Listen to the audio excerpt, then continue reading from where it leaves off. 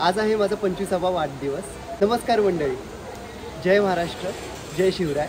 मी केतन पवार तुमचं मनपूर्वक पुन्हा एकदा स्वागत करतो ब्लॉक क्रमांक 8मध्ये. आणि या ब्लॉकचं एक विशिष्ट महत्त्व असं आहे की आम्ही करत आहोत अष्टविनायक आणि ब्लॉक क्रमांकसुद्धा 8वा आला आहे. केवळ योगायोग आहे आणि मला वाटतं तो बाप्पानेच घडून आणला आहे की तुझा हा ब्लॉक क्रमांक 8 आहे तर तू अष्टविनायकच केले पाहिजेत आणि तू आमच्या भेटीला आलं पाहिजेस, असं काहीतरी बाप्पाच्या मनात असावं आणि ही जर्नी आपण चालू करतोय. तर मग चला पूर्ण अष्टविनायक करूया.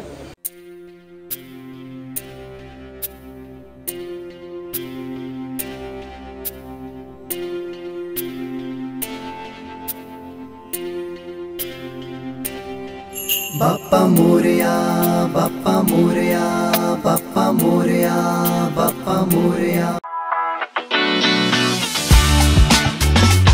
नमस्कार मंडळी, आपण आहोत डे 2मध्ये, दुसऱ्या दिवशी अष्टविनायकांच्या दर्शनामध्ये. काल आपण 4 गणपती केले आणि आज आपण ओझरमध्ये आहोत आणि ओझरच्या विघ्नेश्वराचं दर्शन घ्यायला आपण जाणार आहोत. आणि आज काल रात्री लेट झालं होतं सो आपण स्टे केला होता. सो इथं रोहित लॉजिंग म्हणून यांनी आत्ताच नवीन हे खूप मस्त लॉजिंग सेंटर केलं आहे, जिथे तुम्ही बघू शकता आहे मागे त्यांच्या संपूर्ण अशा रूम्स आहेत. सो तुम्ही कधी ओझरमध्ये आलात, ओझरच्या विघ्नेश्वराच्या मंदिराच्या अगदी जवळ रोहित लॉजिंग असं तुम्हाला मिळेल, तर नक्की ते स्टे करा. अत्यंत उत्तम रूम, सगळ्या सोयीसुविधा आणि आपुलकीची माणसं, आपली मराठी माणसं, आपुलकीची माणसं. सो काही टेन्शनच नाही. सो नक्की तुम्ही रोहित लॉजिंगला व्हिजिट करा जर का तुम्ही ओझरमध्ये स्टे करणार असेल, अष्टविनायकाची तुमची पण यात्रा असेल तर. तर चला मग आता जाऊयात आपण बाप्पाच्या भेटीला, विघ्नेश्वराला भेटूयात. आणि खाली जे रोहित लॉजिंगचे जे ओनर आहेत त्यांना पण मी तुम्हाला दाखवतो, बघूयात ते काय म्हणतात ते. चला जाऊयात विघ्नेश्वराला. ओके, तर हे आहेत रोहित दादा आणि ह्यांचं हे रोहित लॉजिंग आहे. काय काय सांगाल दादा?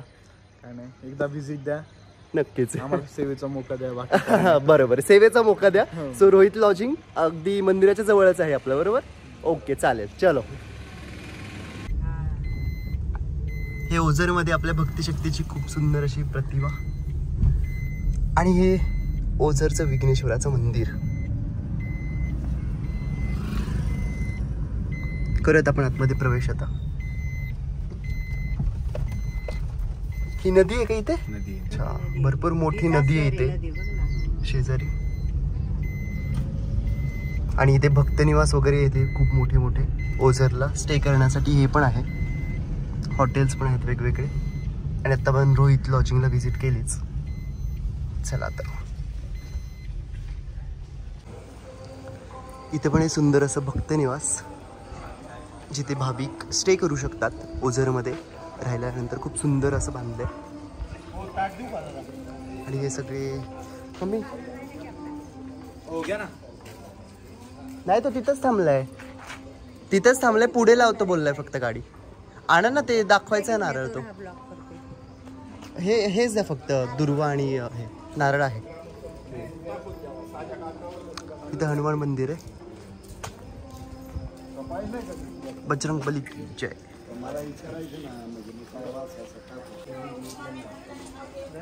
गौरी बाबा मंदिर.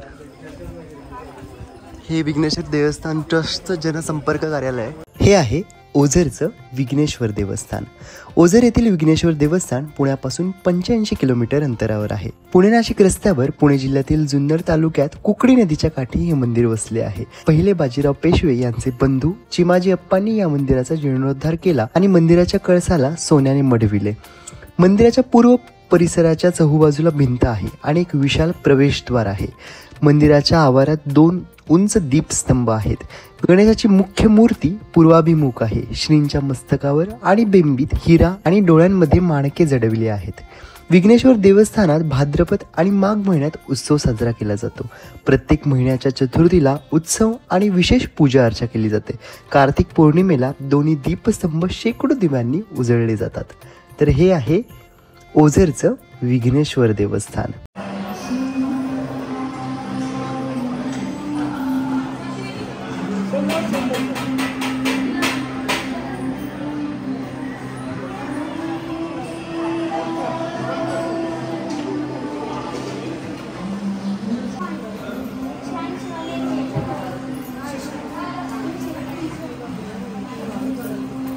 लोकमध्ये आले गणपती दिसलं असतं छान. तर मंडळी ओझरचं खूप सुंदर असं दर्शन झालं आहे विघ्नेश्वराचं. आणि काय सांगू, आत्तापर्यंत 4 गणपती केले, हा 5वा गणपती होता आमचा. पण मला वाटतं ओझरचं मंदिर इतकं सुंदर आहे आणि ह्यांनी ज्या पद्धतीने ते या देवस्थानाने ते मेंटेन केलं आहे म्हणा, किंवा आजूबाजूचा परिसर, आणि आतमध्ये तर अर्थात ते शूटिंग करून देत नाही त्याच्यामुळे तिथे काहीच दाखवू शकलो नाही तुम्हाला. बट मला वाटतं तुम्ही ओझरला नक्की भेट द्या. इतकं सुंदर मंदिर, आणि त्यात काल रात्री प्रचंड पाऊस पडून गेला त्याच्यामुळे तो एक मंदिराचा जो ओरा आहे पावसातला तो इतका सुंदर दिसतोय. म्हणजे मी प्रेमात पडलोय ओझरच्या मंदिराच्या. म्हणजे ओझर देवस्थानचं खरंच खूप कौतुक आहे की इतकं सुंदर म्हणजे मन प्रसन्न होतं. आपण एखाद्या मंदिरात गेल्यानंतर जे म्हणतो ना आपण, ते मला वाटतं इथं ओझरच्या मंदिरात आल्यानंतर नक्कीच झालं आहे. तर तुम्ही पण नक्की भेट द्या ओझरच्या विघ्नेश्वराला. तर आपण जाऊयात आता पुढच्या गणपतीकडे. आता आपण जाणार आहोत लेण्याद्रीला गिरिजत मकाचं दर्शन घ्यायला. तर आपण जाऊयात आता पुढे लेण्याद्रीला. चला. तर ही ओझरच्या जवळच असलेली कुकडी नदी. ह्याचं जर का पात्र तुम्ही पाहिलं ना तर प्रचंड मोठं असं पात्र आहे. आणि मला वाटतं इथूनच पुढे थोडंसं गेल्यानंतर एक माहीत नाही नक्की, मे बी कुकडी धरण असावं इथे असं मला वाटतं. मी गुगलवरती सर्च केल्यानंतर कळालं की कुकडी नदी आहे. आणि नदीचं जे पात्र आहे ते पुढच्या साईडला खूप जास्त मोठे, कदाचित ते हे असावं, धरण असावं. जे ओझरचे आहेत त्यांनी मला नक्की कमेंट करून सांगा. तर हे ओझरजवळचं कुकडी नदीचं पात्र प्रचंड मोठं असं, आणि त्या पात्राच्या शेजारीच ओझरचं मंदिर हे वसलेलं आहे. तर हे सुंदर, इतकं प्रसन्न वाटतंय. इथून अशा पायऱ्या आहेत चढायला. आणि काल प्रचंड पाऊस ओझर, रांजणगाव, सिद्धटेकमध्ये झाला आहे. त्याच्यामुळे तुम्ही बघू शकता इथं खाली पण पायऱ्या आहेत, पण त्या पूर्ण पाण्याखाली गेल्यात आता. आणि पात्र मला वाटतं नदीच्या पात्रामध्ये नक्कीच वाढ ही झालेली असेल. तर हे सुंदरसं नदीचं पात्र कुकडी नदी ओझर.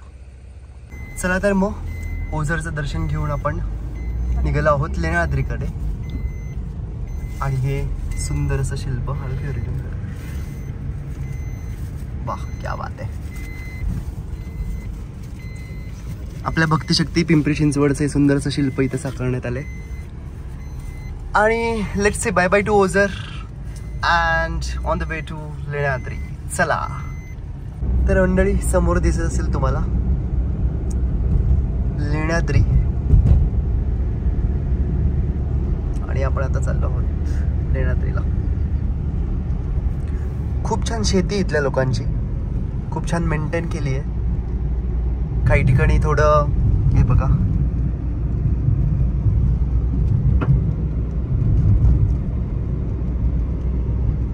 म्हणजे एक विचारपूर्वक शेती करणं ज्याला म्हणतात ना, ते थोडंसं इथे कुठंतरी बघायला आम्हाला मिळालं. की काहीतरी विचार करून आणि उत्पन्न कसं मिळेल. किंवा आता मी काही लोकांच्या घरामध्ये कांदाची जी साठवणूक करतात, काय म्हणतात मम्मी त्याला, वखारीमध्ये जी साठवणूक करतात कांद्यांची, ते पाहिलं तर म्हणजे खूप विचारपूर्वक केलेली गोष्ट आहे. तर मला वाटतं शेतकरी बांधवांनी आत्ताच्या काळामध्ये आधुनिक पद्धतींचा वापर करून, मी म्हणत नाही की पूर्णपणे आधुनिक पद्धतीने ते पॉसिबल नसतं प्रत्येकच ठिकाणी, प्रत्येक गावामध्ये ते सगळं मिळणं कठीण आहे. पण मला वाटतं थोडं जितकं काही तंत्रज्ञान आपण अवगत करू शकतो आपल्या शेतासाठी, आणि त्याच्यानंतर आलेलं उत्पन्न आपण कशा पद्धतीने साठवून ठेवू शकतो, किंवा जो बाकीच्या ज्या भाज्या असतात ते तर ऑफकोर्स साठवून नाही ठेवू शकत, बट त्या कशा प्रकारे आपण इम्पोर्ट एक्सपोर्ट करू शकतो याचा विचार करून केलं तर शेतीमधनं खूप भारी असं नाही. नक्कीच शेतकऱ्यांचे खरंच कौतुक आहे की ते पूर्ण जगाचा पोशिंदा आहे, ते त्यासाठीच म्हणतात.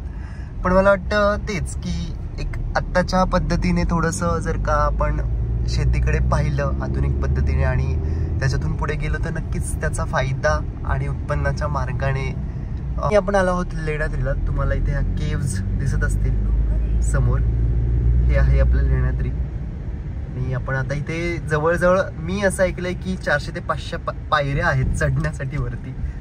सो आता तो पूर्ण एक मॉर्निंग ट्रेक आपण करणार आहोत इथे, असं म्हणायला हरकत नाहीये. तर जाऊयात आपण. पावसाचं वातावरण पण झालं, अजून तरी पाऊस आला नाहीये. काल आम्ही पूर्ण पावसात गणपती अष्टविनायक केले. त्याचा एक वेगळाच आनंद आहे ऍक्च्युली, की आम्ही पावसात अष्टविनायक केलेत.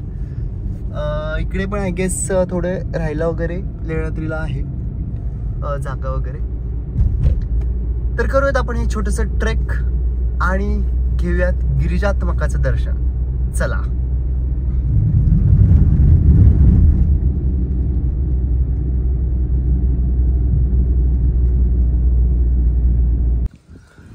तर आम्ही आता लेण्याद्रीमध्ये हॉटेल गिरिजामध्ये नाश्ता करायला, सकाळचा ब्रेकफास्ट करायला आलो होतो. आणि look at this, what I got, the dogs.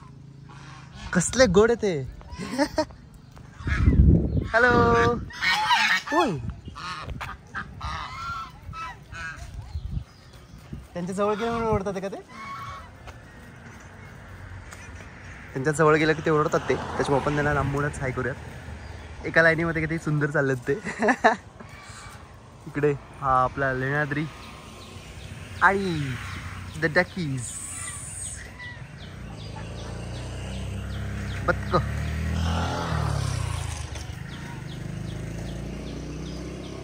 एका तळ्यात होती बदके पिले सुरेख, होते कुरूप वेडे पिल्लू तळ्यात. वाह, लुक एट देअर लाईन. क्या बात आहे. अशी शिस्त आमच्या स्कूलमधल्या पोरांना लावायला पाहिजे. नाही, असतात मास्तर लावतात बरं का, असं काही नाही आहे. चला, कुठली तरी वेगळीच लहिजाची भाषा बोलायला लागलो मी. पण मला महाराष्ट्रातल्या सगळ्याच ना भाषांचं खूप कौतुक आहे. म्हणजे मग ती सोलापुरी भाषा असो, कोल्हापूरची कोल्हापुरी असो, सातारची भाषा असो, किंवा आमच्या पुण्याची शुद्ध मराठी असो, मला सगळ्याच महाराष्ट्रातल्या भाषांचं खूप कौतुक आहे. खूप आवडतात मला. मग ते मर्दा वगैरे तिथून पासून ते आपलं पुण्यातलं शुद्ध ण ला ण आणि न ला न हे बोलण्यापर्यंत मला महाराष्ट्रात सगळ्याच भाषा आवडतात. एक छोटीशी गंमत तुम्हाला सांगितली. चला, हॉटेल गिरिजाला आम्ही करण्यात होता ब्रेकफास्ट. इथे पण खूप मोठा गणपती आहे. गणपती बाप्पा मोरया. हे बघा, सुंदर गणपतीची मूर्ती इथे.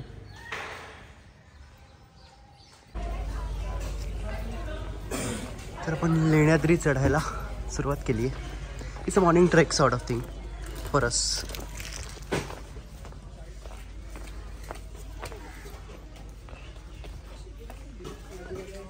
हा,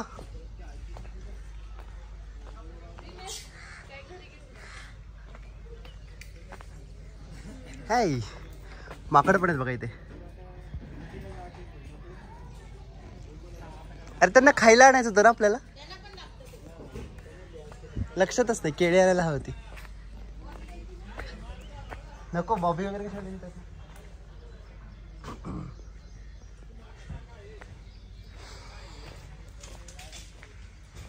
इथे डोली आहे वरती, जर का चढवत नसेल तर त्यासाठी 1500 रुपये लिहिलेलं आहे. अशा डोली असतात ज्याच्यामध्ये बसून आपण वरती जाऊ शकतो लेण्याद्रीला.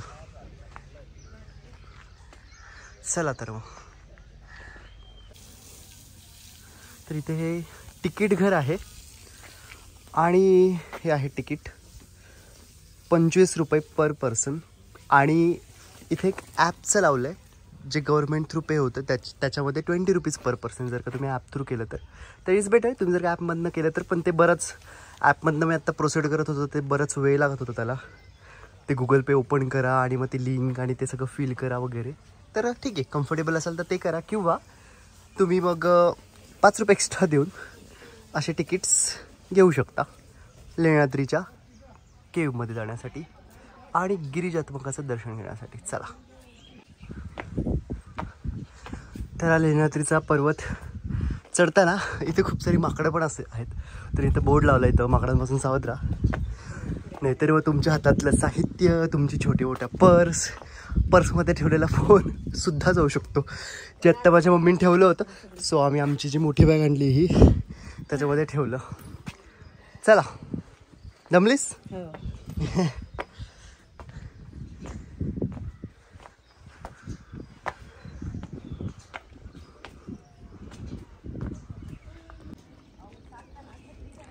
तर मग अशी जी आपण खाली डोली बघितल्या होत्या, तर अशा पद्धतीने प्रत्येक डोलीला 4 जण माणसं ते उचलतात. आणि हा पूर्ण गड हे लोक सर करत असतात. मला वाटतं ते माणसं पण चेंज करतात. त्यांची अशी पॉईंटला माणसं थांबलेली आहेत. सो थोडा पॉईंट झाल्यानंतर 4 जण अजून चेंज होतात आणि मग ते परत ती डोली घेऊन वरती सर करत असतात. 1500 रुपये प्राईज ह्याची. पण मला वाटतं त्यांचे कष्ट पण तेवढेच आहेत. एवढ्या पायऱ्यांवरनं जे आपल्याला नॉर्मली चढताना नॉर्मली एकट्याला चढताना पण आपल्याला हे होतं, त्यांना ते पूर्ण वरती उचलून चढायचे. सो ठीक आहे, म्हणजे त्यांच्या ते कष्टाचे पैसे आहेत तर हरकत नाही आहे. तर अशा पद्धतीने हे डोलीमधनं घेऊन जात असतात वरती. लेण्याद्री आलो आपण जवळ, आता वरती आलेलो आहोत आपण जवळपास. अशा पद्धतीने हे डोलीमधनं घेऊन येत असतात.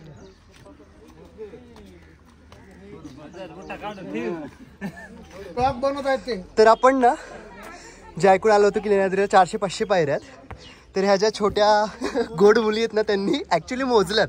तर काय सांगाल मुलींनो, तुम्ही खालून मोजत आल्या पायऱ्या, तर किती होत्या टोटल? 380. आणि तुम्ही किती ऐकलं होतं, किती होत्या? 380. एकदम परफेक्ट, म्हणजे त्यांनी 380 ऐकलं होतं आणि 380च आहेत है ना एकदम. आता तुम्ही खाली उतरताय. ओके चलो, गणपती बाप्पा मंगल मूर्ती. चलो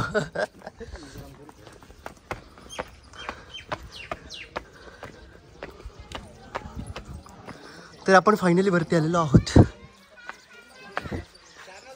चॅनलचं नाव केतन पवार ऑफिशियल, नक्की सबस्क्राईब करा.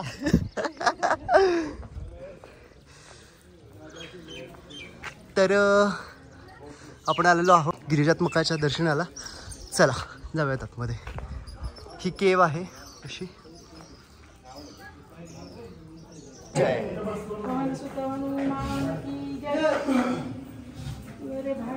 केवमध्ये प्रवेश करताना माझी मम्मी पप्पा फायनली चढून आलेली आहे.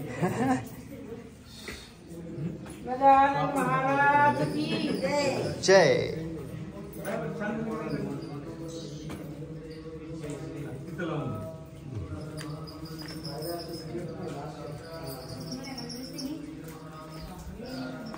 तशा पद्धतीने आपण केव्हमध्ये एंटर केलेला आहे.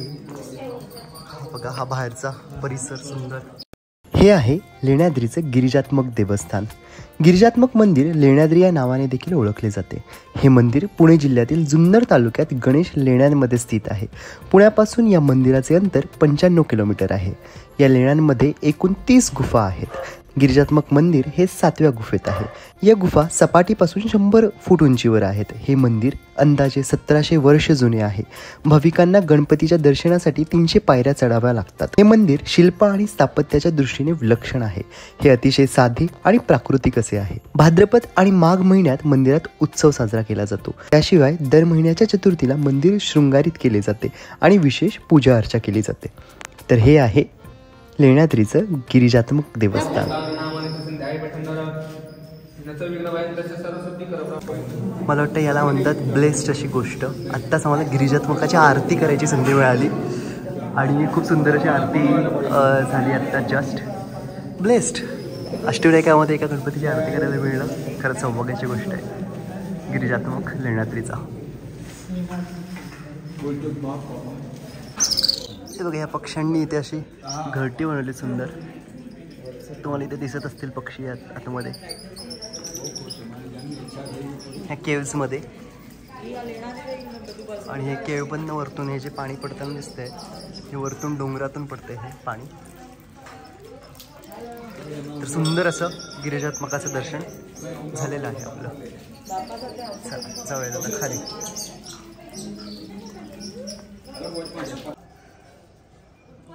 ही इकडे कशी केव आहे.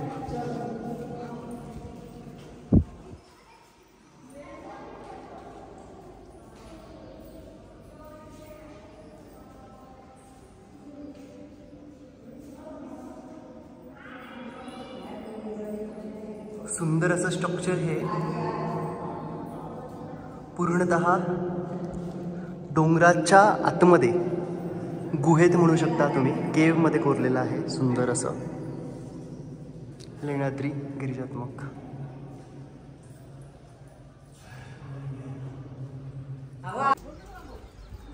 और हाय लेवल हा लेण्याद्रीवरून खालचा व्ह्यू. आणि ह्या ज्या दिसत आहेत तुम्हाला सगळे केव्ज आहेत. हा एका वन ऑफ द केव्हमध्ये मी तुम्हाला जाऊन दाखवतो आतमध्ये. तर यांचं स्ट्रक्चर आहे ह्या केव्हचं. इथे जर का बघाल तर इकडे असं स्ट्रक्चर आहे आणि इकडून ओपन आहे. आणि ही दुसरी केव्ह आहे ज्याचा दरवाजा या साईडला आहे. तर ही अशी इकडे येते.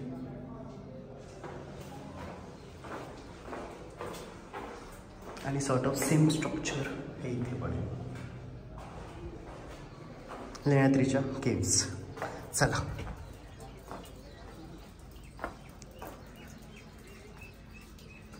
पाऊस पडतोय. बरं मंडळी, हा व्हिडिओ ना माझ्या मम्मीचं कौतुक करण्याचा व्हिडिओ आहे. कौतुक ह्यासाठी आत्ता रिसेंटली अगदी 4 महिन्यापूर्वी जानेवारीमध्ये, आपण मेमध्ये आहोत आत्ता, जानेवारीमध्ये तिचं एक ऑपरेशन झालं आहे पोटाचं ते पण. आणि तरीसुद्धा ही 380 पायऱ्या चढून लेण्याद्री अगदी व्यवस्थित काही त्रास न होता सर केला. मला जास्त टेन्शन अष्टविनायकामधलं हेच होतं की लेण्याद्री जेव्हा चढायचं आहे तेव्हा तिला डोलीत आणावं लागेल किंवा काय. But she is so strong. Mamma I am gonna take you. कुठे चाललीस? तर शी इज सो स्ट्रॉंग. तिने ऑपरेशन झाले तरी पण पूर्ण पायऱ्या स्वतःहून चढल्या, काही त्रास नाही. तिच्या तोंडाची स्माईल तुम्ही बघा. आणि मला पण खूप छान वाटलं. आणि त्यात आपल्याला म्हणजे मला मनात असं वाटत होतं की अष्टविनायक करताना एका तरी गणपतीची आपल्याला आरती मिळणार. आणि सौभाग्याची गोष्ट की लेण्याद्री चढून आरती भेटली आणि खूप प्रसन्न वाटलं आहे की नाही. हे हा छोटा व्हिडिओ मम्माचं ऑपरेशनचं ॲप्रिसिएशन. मम्माचं ॲप्रिसिएशनसाठी. Good girl, I am proud of you. चला, आम्हाला किती वेळ झालं माकडच नव्हतं दिसत. आणि हा बघा त्याचं पिल्लू भिजलंय आणि ते असं छान मग त्याच्या मम्माला कवटळून बसलंय. मगाचपासून आम्हाला माकडच दिसले नव्हते वरती आणि आता ते दिसलेत आम्हाला. ते चालले कुठेतरी. नाही मी तुला काय करत आहे, तुला काहीच नाही करत आहे मी.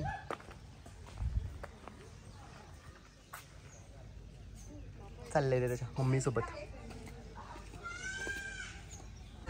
बघा इथे वरती खेळतात. इथे आपला फोन वगैरे घेऊन जायचा हवा ओढून, गंमत होईल. बघा इकडे पण इथे 2 जण वरती दिसलीच नाही ह्यावेळेस माकड आपल्याला. खालीच आहे, तिकडे खाली खायला वगैरे असतं त्यांना, त्याच्यामुळे.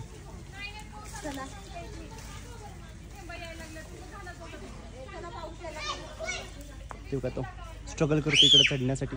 आला.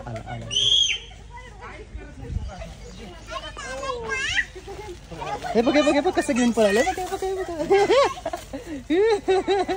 हे बघा कसं घेऊन. अरे भांडणं करायला लागले बघा. हे त्यांना खाऊ मिळालंय, ते मिळवण्यासाठी भांडणं करायला लागले. हे बघा त्याला मिळाला हे खाऊ, फोडतोय तो आता. आपला कॅमेरा घेऊन जायचा. भांडणं करत गेले हत्तीवरती आता. अच्छा, कितवा गणपती आहे मग तुझा, माहिती तुला? पहिला, दुसरा. दुसराच गणपती आहे. अरे बापरे. अच्छा, अजून 6 गणपती करायचे तुला? ओके चलो, मस्त कर गणपती बाप्पा मंगलमूर्ती मोरया. चलो बाय बाय कर. चला तर मग लेण्याद्रीच्या गिरिजात्मकाचं दर्शन झालेलं आहे आणि आपण आता प्रस्थान करूयात रायगड जिल्ह्यामध्ये. चला.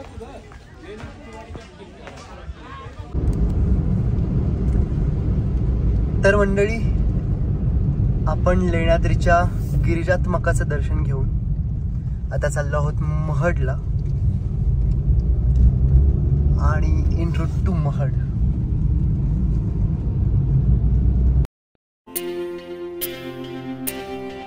बाप्पा मोरया, बाप्पा मोरया, बाप्पा मोरया, बाप्पा मोरया, बाप्पा मोरया, बाप्पा मोरया, बाप्पा मोरया, बाप्पा मोरया.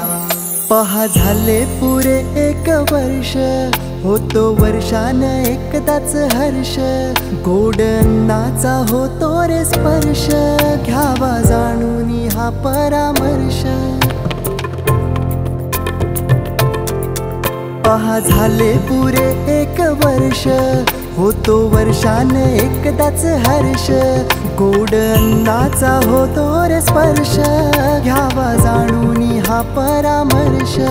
पुऱ्या वर्षाची साऱ्या दुःखाची वाचावी कशी मी गाथा बाप्पा मोरया. अष्टविनायक यात्रेमधला आपला 7वा गणपती महडचा श्री वरद विनायकाच्या दर्शनासाठी आपण आलेलो आहोत. श्री वरद विनायक अष्टविनायक क्षेत्र महड हे आहे महडचं वरद विनायक देवस्थान. वरद विनायक मंदिरातील मूर्ती देखील स्वयंभू अर्थात स्वतः उत्पन्न झालेली आहे. ही मूर्ती 1619 साली मंदिराजवळील तळ्यात सापडली होती. स्थापन केलेल्या जागेवर सुभेदार रामजी महादेव बिवलकर यांनी 1725 साली मंदिराची उभारणी केली. मंदिरातील मूर्ती पूर्वाभिमुख आहे. या मंदिराच्या 4ही दिशांना 4 हत्तींची स्थापना केली आहे. या मंदिरात 1892 पासून अखंड दीप प्रज्वलित आहे. जगभरातून भाविक वरद विनायकाच्या दर्शनाला येत असतात. या मंदिरात भाविकांना गर्भगृहात जाऊन पूजा अर्चा करण्याची परवानगी आहे.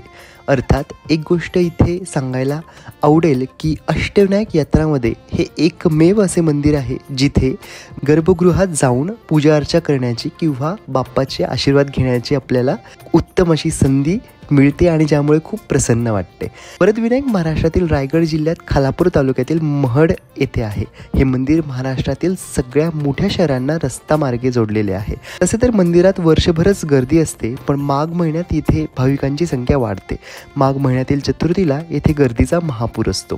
तर हे आहे वरद विनायक देवस्थान महडमधील.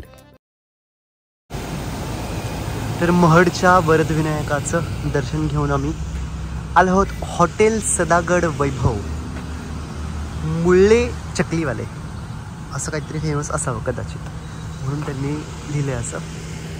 तर आता आम्ही ह्या हॉटेलमध्ये करणार आहोत आमचा दुपारचं जेवण आणि करूयात प्रस्थान बल्लाळेश्वराकडे. चला तर मग.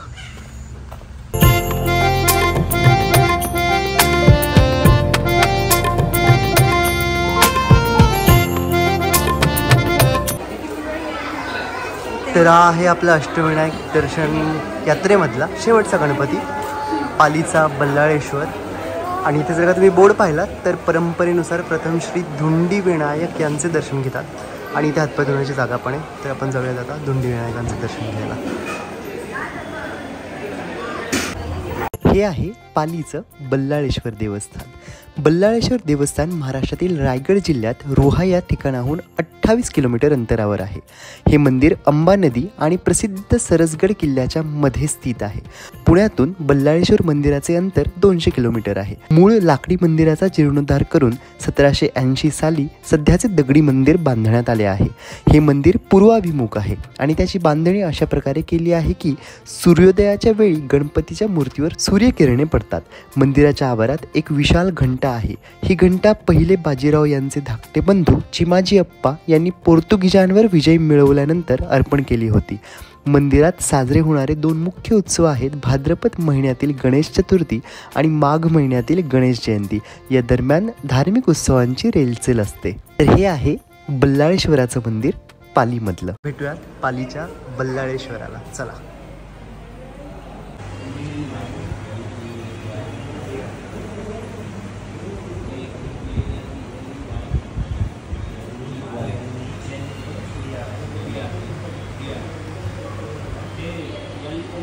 तर मंडळी पालीच्या बल्लाळेश्वराला भेट द्यायला आपण शेवटचा गणपती अष्टविनायकामधला आला होता.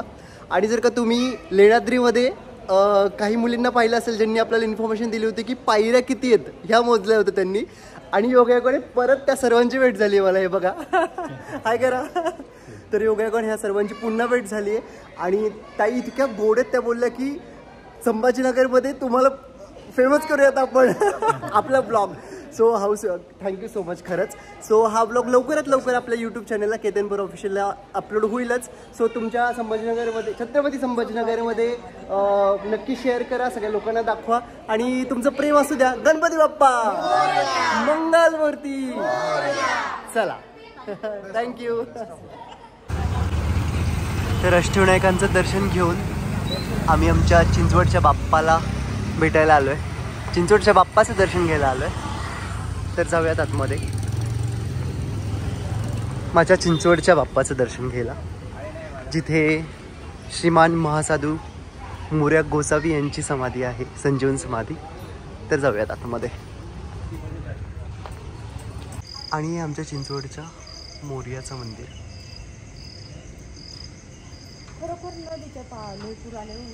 हो, तो कलशवरचा पूर्ण.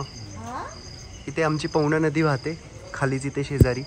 आणि पावसाळ्यामध्ये जेव्हा पूर येतो नदीला तेव्हा पूर्ण कलशापर्यंत त्याचं पाणी लागतं आणि पूर्ण मंदिर पाण्याखाली गेलेलं असतं. तुम्ही जर का वरती हे जर का पाहिलं तर तिथून पण तुम्हाला कळेल. आमचं चिंचवडचं बाप्पा मोरयाचं मंदिर. तर मंडळी, अष्टविनायकाचं दर्शन करून आपण चिंचवडच्या मोरयाचं दर्शन आत्ता जस्ट घेतलं. आणि ही अष्टविनायकाची यात्रा खरंच खूप सुखकर आणि एक प्रसन्नमय अशी झाली. आणि हा पूर्ण ब्लॉग मी सर्वांनी पाहिलेला आहे. तर अष्टविनायकाचं आपण मोरगावच्या मयुरेश्वराचं, थेऊरच्या चिंतामणीचं, सिद्धटेकच्या सिद्धेश्वराचं, रांजणगावच्या महागणपतीचं, ओझरच्या विघ्नेश्वराचं, निळ्याद्रीच्या गिरिजात्मकाचं, पालीच्या बल्लाळेश्वराचं आणि महडच्या बरदविनायकाचं आपण या अष्टविनायकाच्या यात्रामध्ये दर्शन घेतलं. आणि शेवटचा गणपती अर्थातच चिंचवडचा माझा लाडका मोरया. मला वाटतं, मला असं खूप वाटतं की जोपर्यंत मी चिंचवडच्या मोरयाचं दर्शन घेणार नाही तोपर्यंत ही माझी अष्टविनायकाची यात्रा पूर्ण होऊच शकत नाही. आणि मग ह्या ब्लॉगची सांगता चिंचवडच्या आमच्या मोरयाच्या दर्शनाने केली. तर हा होता अष्टविनायकाचा पूर्ण ब्लॉग जो तुम्ही पूर्ण 8 गणपतींचा पाहिला. तर ह्या ब्लॉगला भरपूर लोकांपर्यंत शेअर करा आणि भरपूर लोकांपर्यंत पोहोचवा. तुमच्या फ्रेंड्स फॅमिलीमध्ये हा ब्लॉग शेअर करा नक्कीच. आणि अष्टविनायक यात्रा तुम्ही जरूर करा. आणि हेच बोलून अष्टविनायकाच्या ब्लॉग क्रमांक 8मध्ये आपण आज थांबूयात. निरोप घेतो तुम्हा सर्वांचा. Ganpati Bappa Morya. This is Ketan Pawar signing off for today. Take care. Bye bye. नमस्कार. जर आपणही अष्टविनायक यात्रा करणार असाल तर हे आपणासाठी. अष्टविनायक यात्रा करण्यासाठी पुणे हे उत्तम ठिकाण आहे. पुण्याहून बऱ्याच खाजगी कंपन्या 2 किंवा 3 दिवसात या सर्व मंदिरांची यात्रा घडवतात. जर 2 दिवसांची यात्रा केली तर एका दिवसात 4 गणपती करून रात्री पुण्याला परतून तेथे मुक्काम करून पुन्हा दुसऱ्या दिवशी उर्वरित 4 गणपती केले जातात. काही यात्रा कंपन्या ओझर किंवा लेण्याद्री या ठिकाणी रात्री मुक्काम करतात. 3 दिवसांच्या यात्रेत लोणावळा, खंडाळा हे देखील फिरवले जाते. यात्रेसाठी जो शुल्क आकारला जातो त्यात प्रवास भाडे, टोल आणि पार्किंग भाडे यांचा समावेश असतो. जेवण आणि राहण्यासाठी वेगळा पैसाही लागतो. तर अशा पद्धतीने अष्टविनायक यात्रा ही खाजगी कंपन्यांकडूनही आयोजित केली जाते. मोरया बाप्पा मोरया, बाप्पा मोरया, बाप्पा मोरया, बाप्पा मोरया, बाप्पा मोरया. पहा झाले पुरे 1 वर्ष, होतो वर्षान एकदाच हर्ष. गोड अन्नाचा होतो रे स्पर्श, घ्यावा जाणून हा परा